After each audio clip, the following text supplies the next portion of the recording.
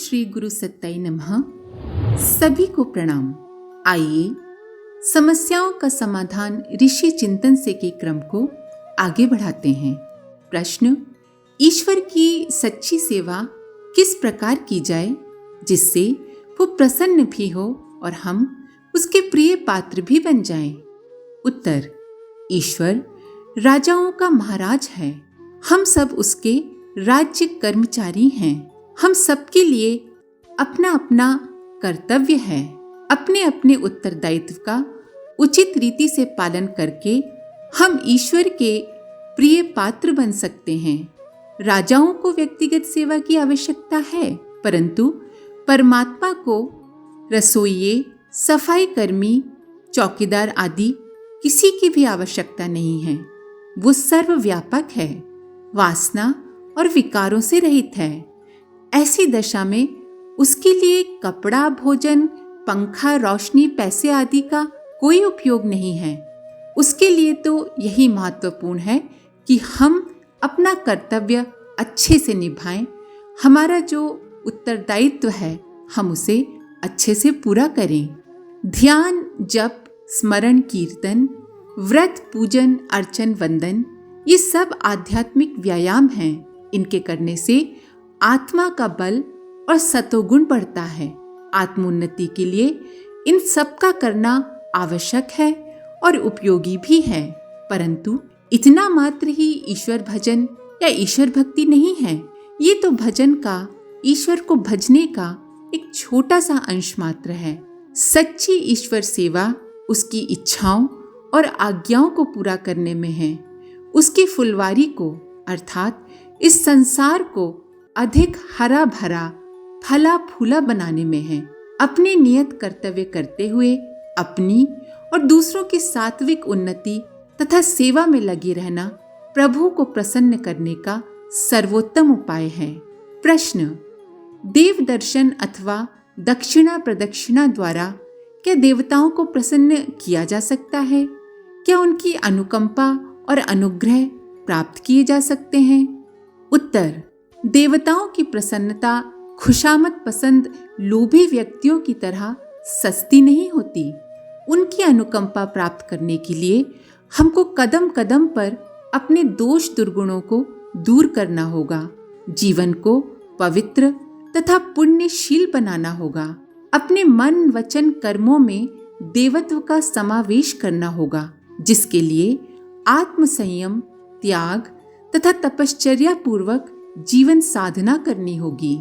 दिव्यता की ये उपलब्धि श्रम एवं समय साध्य है, जिसको केवल वही व्यक्ति कर सकता है जो क्षण क्षण पर अपने आचार, विचार तथा व्यवहार में सावधान रहकर चलेगा।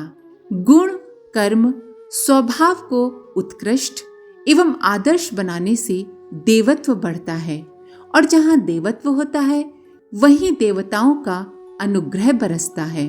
देवता की अनुकंपा उन आत्माओं को प्राप्त होती है जो अपने भीतर देवत्व जागृत करते हैं। देव अनुग्रह की उपयुक्त पात्रता प्राप्त किए बिना कोई भी व्यक्ति केवल देवताओं के दर्शन अथवा दक्षिणा या प्रदक्षिणा द्वारा मनोरथ को सिद्ध नहीं कर सकता। प्रश्न: हिंदू धर्म में अनेक देवी देवताओं की मान्यता है, जबकि ईश्वर एक है, फिर ये अनेक क्यों? उत्तर: देवतावाद पर सूक्ष्म रूप से विचार करने से प्रतीत होता है कि एक ही ईश्वर की अनेक शक्तियों के नाम अलग अलग हैं और उन नामों को ही देवता कहते हैं। जैसे सूर्य की किरणों में 7 रंग हैं, उन रंगों के हरा, पीला, लाल, नीला आदि अलग अलग नाम हैं। अल्ट्रावायलेट किरणें, एक्स किरणें आदि अनेक प्रकार की किरणें हैं। उनके कार्य और गुण अलग अलग होने के कारण उनके नाम भी अलग अलग हैं। इतने पर भी वे एक ही सूर्य के अंश हैं। अनेक किरणें होने पर भी सूर्य एक ही रहता है।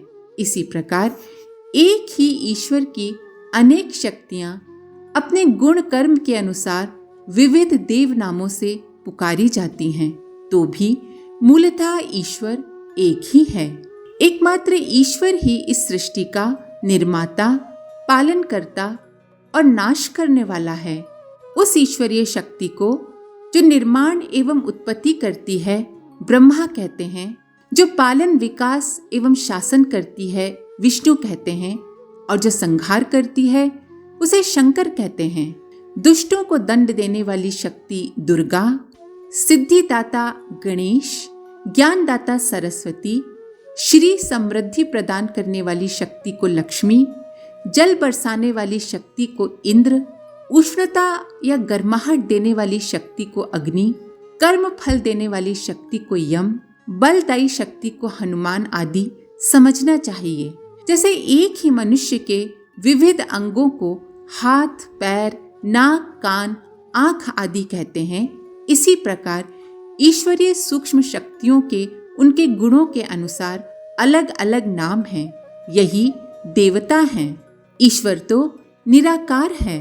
निराकार का ध्यान, पूजा सुगम करने के लिए उस शक्ति पुंज को विभिन्न रूप दे दिए गए हैं, विभिन्न नाम दे दिए गए हैं, ताकि हमारा मन आसानी से एकाग्र हो सके।